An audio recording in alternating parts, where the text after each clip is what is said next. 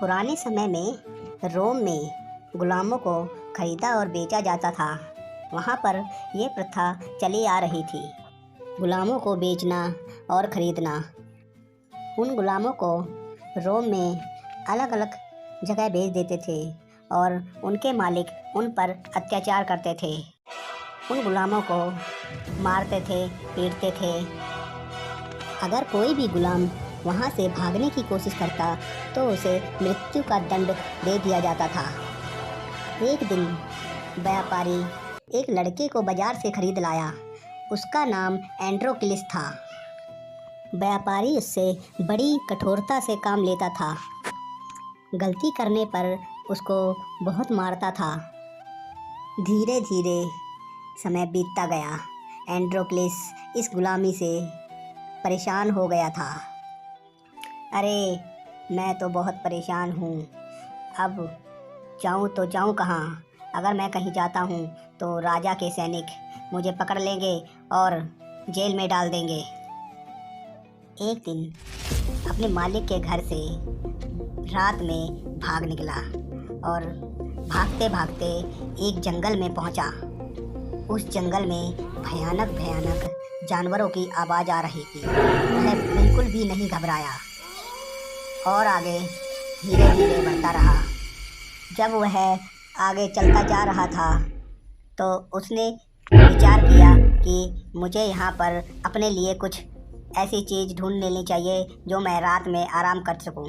वह कुछ दूर चलने के बाद उसको एक गुफा दिखाई देती है और वह गुफा में चला जाता है।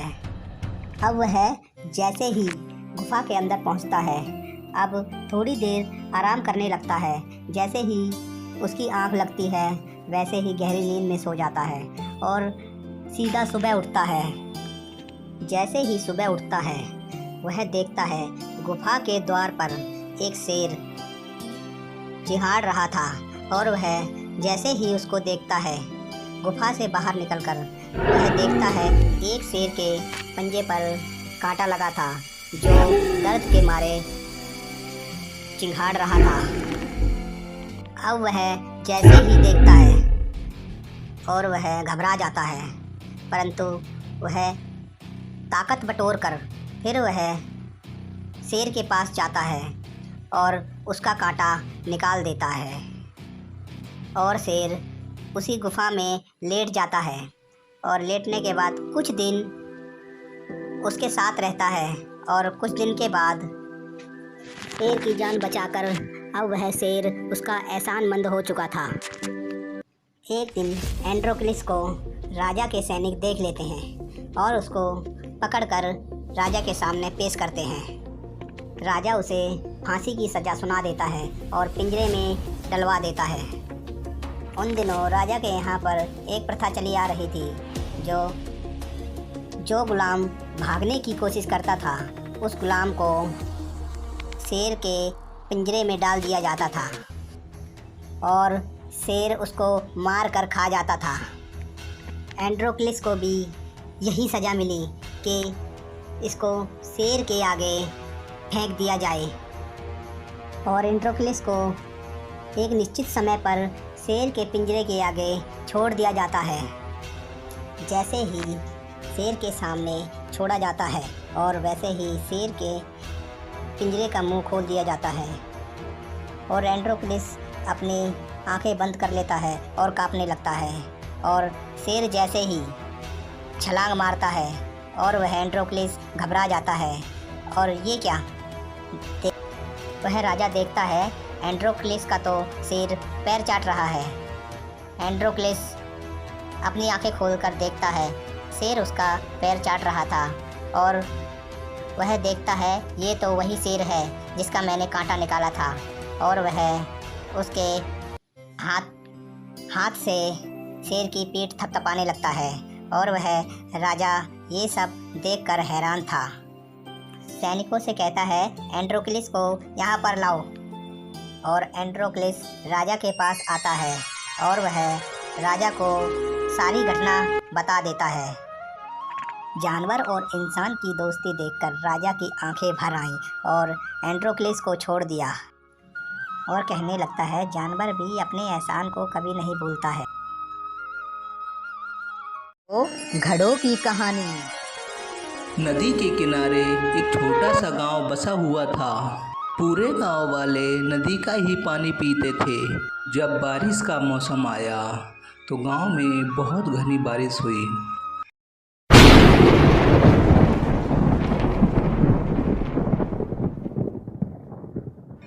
और नदी में बाढ़ आ गई।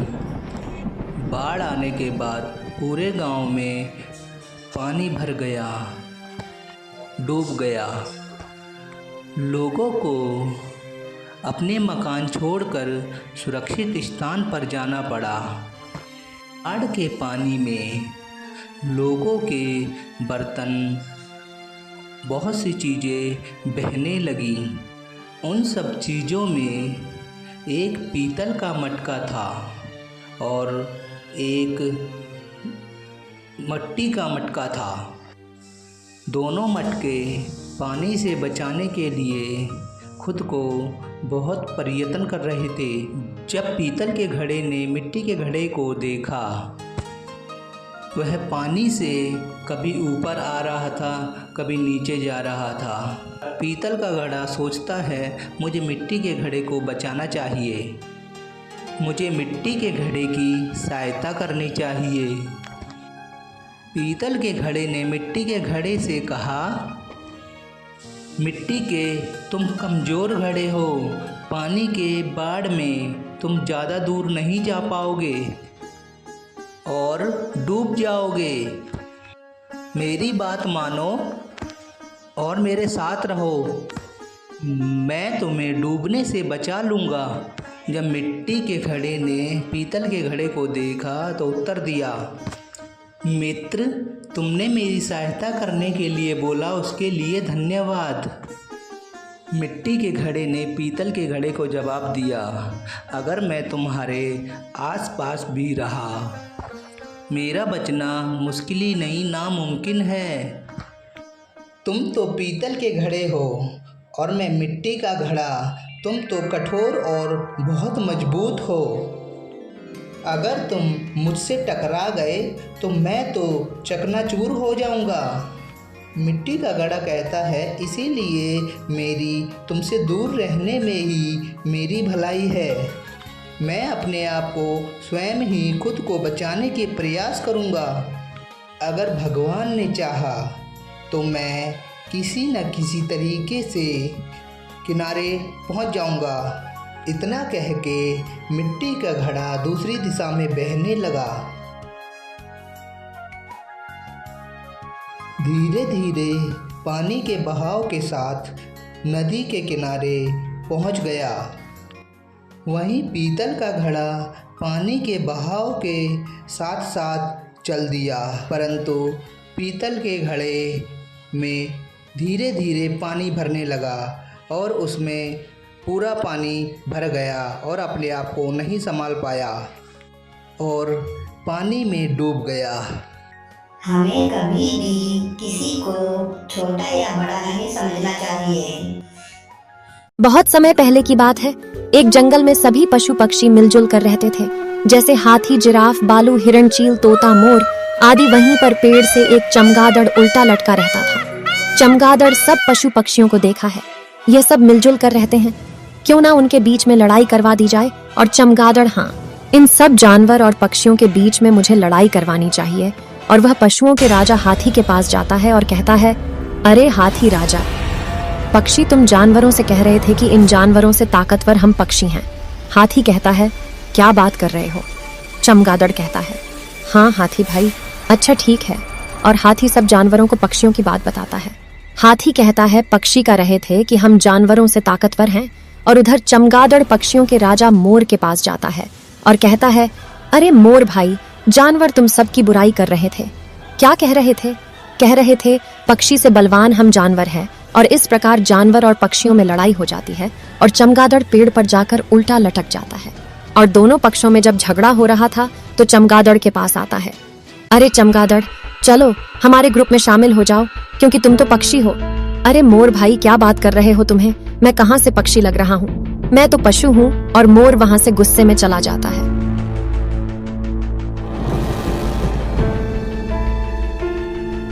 थोड़ी देर बाद हाथी राजा चमगादड़ के पास आता है। चमगादड़ से कहता है, अरे चमगादड़ भाई, चलो हमारे ग्रुप में शामिल हो जाओ क्योंकि तुम जानवर हो। चमगादड़ कहता है, अरे हाथी भाई, यह बताओ आपको मैं कहां से जानवर लग रहा हूं? देखो मेरे तो पंख हैं, मैं तो पक्षी हूं। और इस प्रकार हाथी वहां से गुस्से में चला जाता है।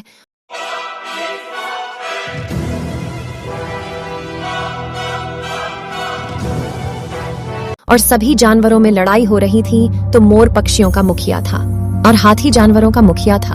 तो दोनों लोग आपस में मिलजुल कर फैसला करते हैं। और मोर हाथी से कहता है, अरे हाथी भाई, ये बताओ हम किस बात पर लड़ रहे हैं? हाथी कहता है, हाँ मोर भाई, आप सही कह रहे हैं, हम किस बात पर लड़ रहे हैं? मोर और हाथी ने डिसाइड किया कि हम लोग एक मजबूत फैसला कर लेते हैं। हमें लड़ाई झगड़ा बंद कर देना चाहिए और फैसला लेना चाहिए। फिर मोर कहता है, जितने भी पक्षी हैं सभी पेड़ पर रहेंगे और सभी जानवर जमीन पर रहेंगे। और इस प्रकार दोनों का फैसला हो जाता है। और चमगादड़ पेड़ पर लटका हुआ था। मोर पेड़ पर जाता है और चमगादड़ को कहता है, अरे चमगादड़, तू यहाँ क्या कर रहा है? अरे मोर भाई, मैं तो यहाँ उल्टा लटका हुआ हूँ, तू यहाँ से जल्दी से दफा हो जा, नहीं तो तुझे अभी मार मार कर भगा देंगे। तू तो जानवर है। और वह चमगादड़ वहां से उड़कर जानवरों के पास जाता है।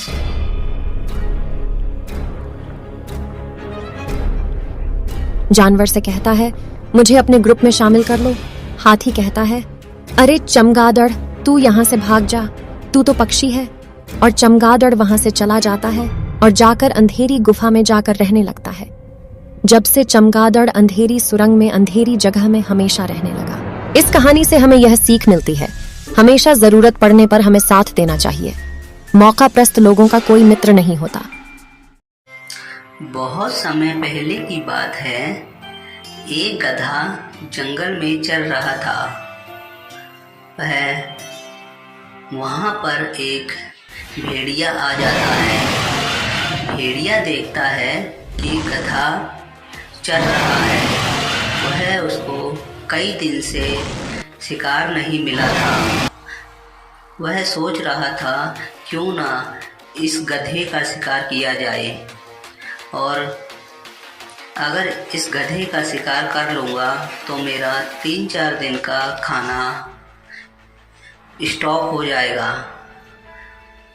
वह धीरे धीरे आगे बढ़ा और पेड़ की आड़ में छुप गया। वह गधे ने उसको देख लिया था। जब गधे ने देखा तो वह समझ गया कि ये भेड़िया मुझे खाने आया है। तो गधे ने एक युक्ति लगाई। सोचा क्यों ना इसको सबक सिखाया जाए। और भेड़िया पेड़ की आड़ में छुपा हुआ था। वो गधा लंगड़ा कर चलने लगा। चलते चलते जब भेड़िए ने देखा वह लंगड़ा कर चल रहा है, जैसे ही भेड़िया उसके पास आया और बोला, अरे गधे भाई, क्या बात है, तुम लंगड़ा कर क्यों चल रहे हो? गधा कहता है, अरे भाई, मेरे पैर में कांटा चुभ गया है।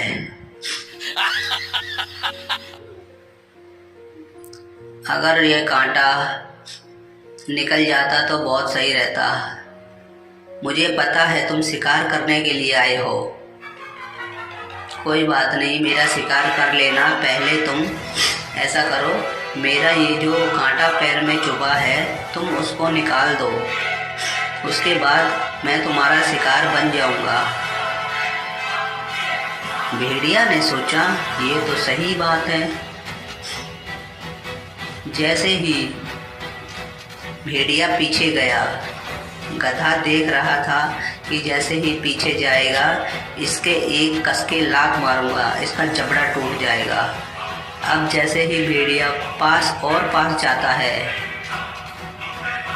तो गधा कहता है, अरे भेड़िया भाई देखो कांटा कहाँ लगा है। अरे मुझे कहीं दिखाई नहीं दे रहा है। देखो देखो गौर से देखो। जैसे ही उसके पास आता है वो कस के लात मार देता है गधा भेड़िया के, और भेड़िया जाकर दूर गिरता है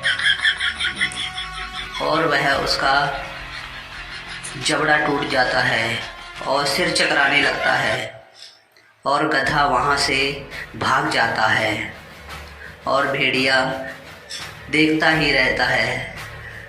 इस प्रकार दोस्तों हमें अपने सूझबूझ से काम लेना चाहिए। अगर कहानी अच्छी लगी हो तो चैनल को सब्सक्राइब करें और बेल आइकन की घंटी को ज़रूर दबा लें।